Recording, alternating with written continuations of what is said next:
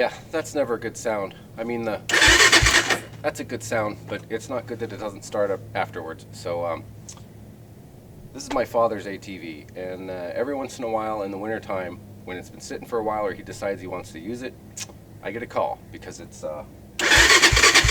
just doing that. And it's not because there's a dirty carburetor either, so it's a very common problem with ATVs, lawnmowers, riding lawnmowers, dirt bikes, even some cars if they've been sitting out in the moisture for a really long time. So like I said, it's not because of a dirty carburetor or a lot of the other common problems, bad fuel, etc. It's a different little gremlin, and we're going to get into that, so stick with me. I'll be right back. Okay, I'm back. So I'm going to do a little bit of a chemistry lesson for you here, I guess, or a science lesson. So this is the carburetor off of one of these things here, and this bottom part here where it's screwed on with these 4 screws here, this part here's the float bowl, and that's what the gasoline sits in. And what happens is you have old gas in here that maybe gets a little bit stale. But then if this thing has been sitting, you know, outside of a garage, even in a shed or just outside, when it gets cold out in the wintertime, you get condensation. And this condensation builds up inside of this float bowl, and then it mixes in with the gas that's probably a little bit stale to begin with, right? So it's been sitting, which is why it's important to drain your carburetor or let the gas run out when you're done, you know, using ATVs, dirt bikes, yard equipment, whatever. So anyways, you end up with the carburetor that's got probably some stale gas and then condensation, which has watered it down a little bit, right? So you go out and you turn on your gas, but that doesn't matter because you already got this mixture of water and gas in your float bowl, so you're probably not going to get much new gas in there. So what do? You turn on your gas, you choke it because it's cold out, and you start cranking. Well, what happens is this crappy mixture of probably stale gas and moist gas and whatever else is going on with this, that gets sucked into your engine. It gets sucked into your intake, and then it gets on your spark plug. So what happens is you end up, you know, putting a water, half fuel water, stale fuel mix into your engine. It's not going to start, especially when it's cold out. So you're giving it a bad, you know, mix of fuel. On top of that, because you've choked it and you're probably, you know, throttling the hell out of it, now you fouled the plug. See? And then it's a snowball, and it just keeps getting worse, right? Then after you fouled your plug, because it's not starting, you keep cranking and cranking and cranking and cranking, so your battery's starting to wear down, and because your battery's starting to wear down, you're, depending on the ignition system and the year you're, you know, whatever it is, when your battery starts getting lower, then usually your spark starts to get weaker, and your plug's already fouled anyway. So again, you end up with a bad air, fuel, and gas mixture in here. You end up with, you know, some air and fuel and some water. Then you end up with a fouled plug, and then, you know, a weakening ignition system because you're cranking. Or your arm's getting worn out, you know, either way. The solution to that, and pretty much all carburetors have a drain screw on them, and they have a hose on the bottom. Like if you find most carburetors, if you find where the hose from the float bowl if you find where the hose from the float bowl goes, you will find the drain screws close by usually. And what you want to do is you want to turn your gas off and turn that until fuel stops running out of there. Now if you've already got, you know, if it's already been sitting and it's got gas and water and whatever in there, go ahead and turn your fuel on and then crack this open and let it drain out until you kind of smell fresh gas, because the gas in your tank, if it's not too old, will be fine. It's just like I said, when it sits in this carburetor, you know, it's a small bowl, there's not a lot in there, it starts evaporating, it starts going stale, then it starts getting some water mixed in there, and just overall not good. So that's what you want to do as far as keeping fresh and clean gas in your carburetor. And this can happen overnight. Like you could, you know, ride this thing one day, and then, you know, the engine's nice and hot, You let it cool off, it freezes that night, the engine's been warm, this is all warm, then it starts getting condensation because it was warm, and then it starts getting cold, and the next day it can be difficult to start. So that's why this is such an issue, and why you need to do it is because you can literally have a clean carburetor, fresh fuel in here, but overnight in a cold enough situation, because these float bowls are so small, you can get some condensation in there. So anyways, that's pretty much what you need to do with the fuel system end of it. As far as the spark plug goes, and it's always a good idea to have a battery charger laying around for one of these things. Have, a couple wires coming out someplace or some way you can, conveniently charge the battery. So now onto the spark plug. So let's say you've already sucked all this mixture into your engine, into your spark plug valve and all that. Go ahead and take your spark plug out. Hopefully you've got a spark plug wrench laying around. That's the other thing. Always make sure you've got a little battery charger laying around, and always make sure you've got a spark plug wrench laying around for if you've got lawnmowers and ATVs, and actually you should have more than one laying around. So now that the spark plug's out, what I'm going to do is I'm going to crank it over, and what that's going to do is that's going to blow any, if it's flooded with gas and water, whatever, it's going to kind of help blow all that old whatever out of the spark plug hole. So that kind of clears the cylinder out. You would do the same thing if it was massively flooded, like if you really seriously flooded the thing with, even if the gas was good, if you really seriously flooded it, you'd take the plug out, and it's always good to have extra plugs around. You can clean these, but it's good to have a new one around too, because plugs sometimes do just go bad, and then you're in trouble. While I was just cranking that just now, I could smell the kind of stale fuel mixture coming out of there, so that'll be good to get that cleaned out. As far as the spark plug's concerned, you can look online. There's some old pictures of how to read spark plugs, from pretty much what color the tip is to what's going on with your engine. Obviously, if it's got a whole bunch of oil and really, gooky looking stuff on the end, that's not good. This one's got a little bit of soot on it, but that's normal. But I'm going to go over how to, you also want to make sure the gap in here is right, because you got a little spark going across here, and you want to make sure this gap is right too, because that can cause problems with your engine running and engine starting.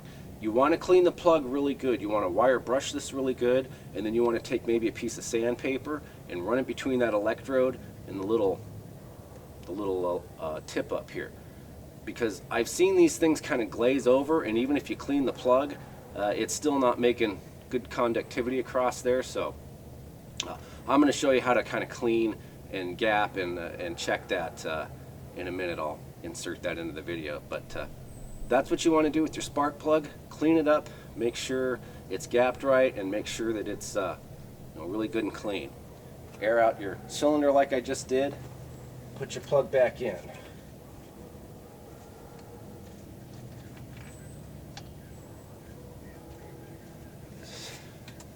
This plug is not in the greatest location.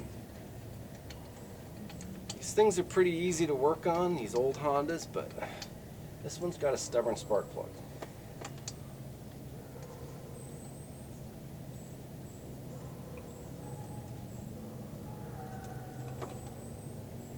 Okay, I'm going to grab a wrench laying down here and tighten that real quick.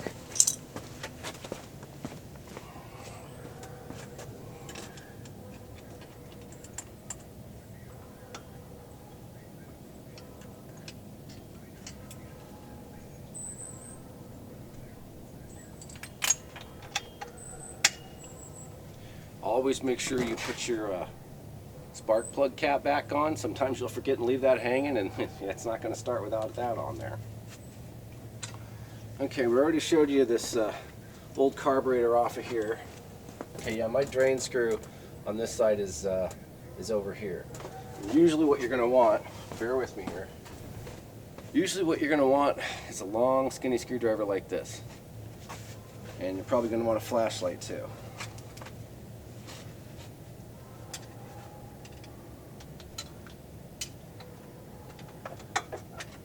There's usually a hole or a place to kind of put the screwdriver in there to get to it, although it's not always the most convenient to get at.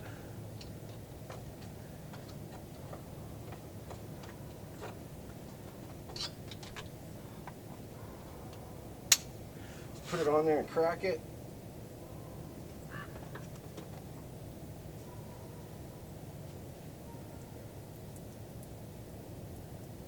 You could put a cup underneath there to catch that. I already checked this one, so I just wanted to let a little bit out. Again, you can kind of smell it when it's stale. Okay, so we took out our spark plug, and then we're going to clean it and gap it in this little segment that I'm going to put in here. And then we aired out the cylinder, put the plug back in, put the spark plug cap back on, turned the gas on, drained out the fuel bowl, and I already put the battery charger on this thing, so the batteries should be good to go again. So yeah, let's see here.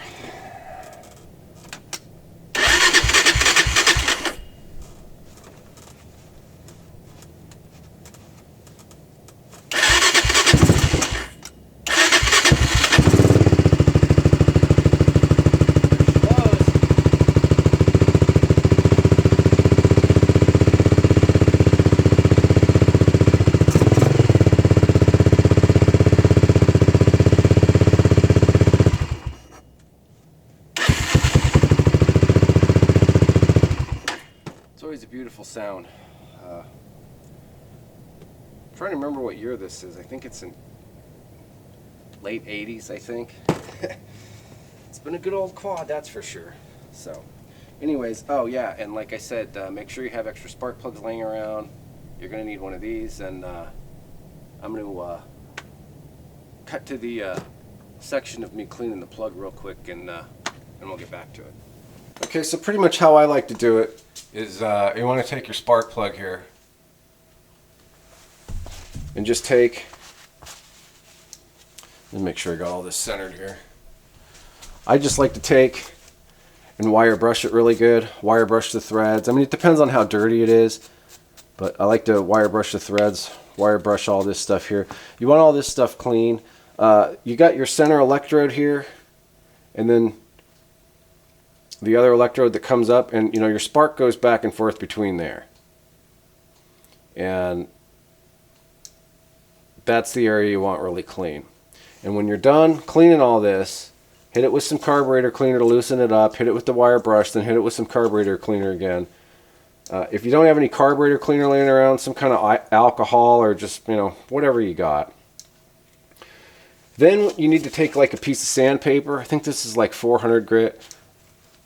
But I like to take this sandpaper and fold it over and run it through the gap a couple times. I like to make sure the top of that center electrode is, you know, down to bare metal, and the underside of that electrode is down to bare metal, because they can get a coating on there, they can get a little bit rusty, they can get kind of a glaze on there, and your spark just doesn't, it either doesn't work at all or it's weak, especially on an older plug or one that's been fouled.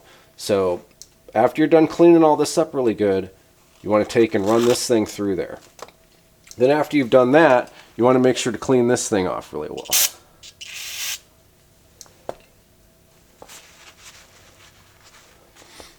You could probably use an emery board. You could maybe use like a Scotch-Brite pad if you kind of squished it down and drug it through. Just something to make sure you're kind of getting, like I said, bare metal surfaces on those, and they don't have any grease or oil on them. And now once you've done that, it's time to gap it. And you can either use a spark plug gapping tool that's like this, or you can get use a feeler gauge set. But basically what you're doing is you're setting the gap between that top electrode and that one right there by taking something like this that's got measured thickness wedges on it, and inserting it in here to get this gap right.